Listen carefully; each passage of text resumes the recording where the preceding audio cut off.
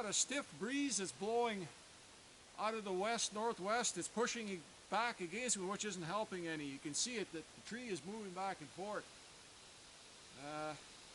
I got a fair bit of holding wood here, it'll be okay, but the wind is pushing it back on me, so get the skidder going here and get this thing over.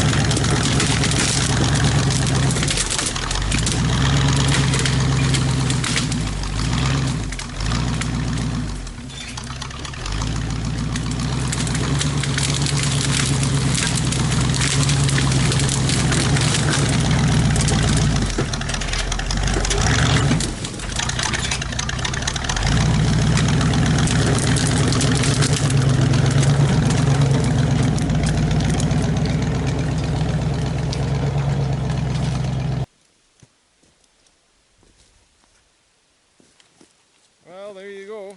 Here's the first tree that I barber chaired this season. So, of all the cutting I've been doing, this one here, it was already pinching the saw hard. I had to pull out, or else I was going to get jammed in there like this last one here. These all broke off the stump nice and clean, as all the other ones, but this one here, I didn't even have that much wood holding.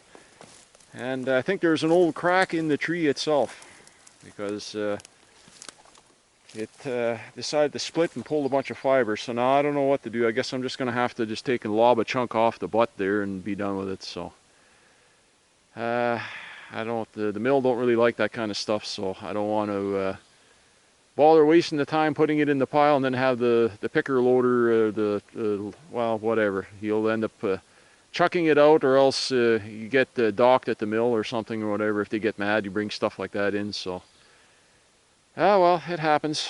Too bad. It's a nice big tree. Like I say, there's only very little holding wood left here. Just a little sliver there, but the dirty bugger, it decided to.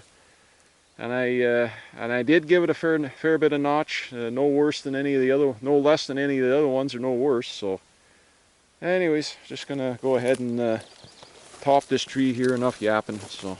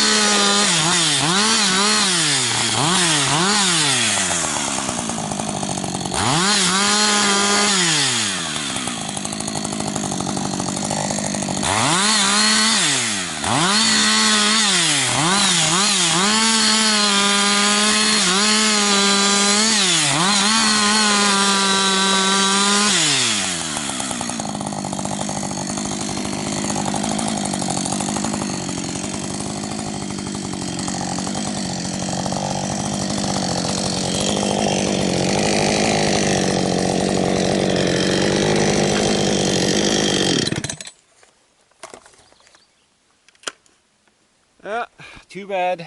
It's only a little bit of trim at the top here. The rest of the tree is pretty clean. I got a couple other little stubs here to trim off here, but too bad the bugger split there on the stump. So, but anyways, that happens. Like I say, poplar is bad for that in a lot of the hardwood species, but I'm surprised that's the first one this year, because sometimes I usually try to put in a deep face cut so I don't lessen the chance of a barber chair, and I don't think I went quite far enough on my face cut on this one. That's why I have a tendency to almost overcut my face cut. I'm not saying that's the right way. That's how I do it for my species of timber that I have here. You can see it pulled fiber like crazy.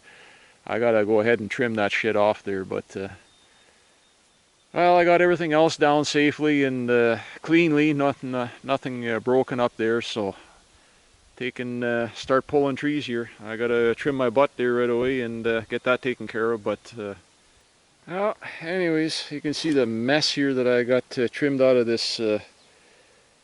I lost about about 5 feet off the, roughly 5 feet off the stump here of the butt here that split on me. You have to trim it out, but there's a frost crack or an old lightning strike on it, goes all the way up the tree, so that's why it split the way it did off the stump. Because I went ahead and trimmed my trimmed that piece of slab off the stump over here, but I had less than 3/4 of an inch of holding wood left, hinge wood left. So if I would have tried and cut any more, that's why it was already setting back on me. So if I would have tried cutting any more, it would have ended up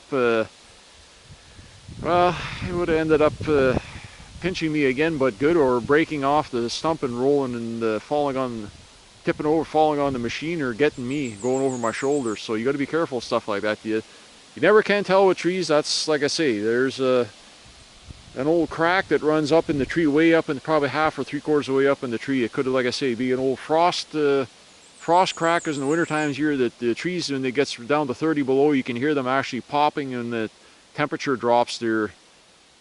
When they're freezing like that, if they got a lot of moisture in them, sometimes they'll actually split. They have an internal crack in them, so you never can tell when you're cutting these trees what like I say, every tree is different. So yeah, I pushed it with the machine. That's why it broke, but it needed to go in the direction so that I could pull it out this way without getting everything tangled up. So, well, like I say, shit happens, and that's what happened. So.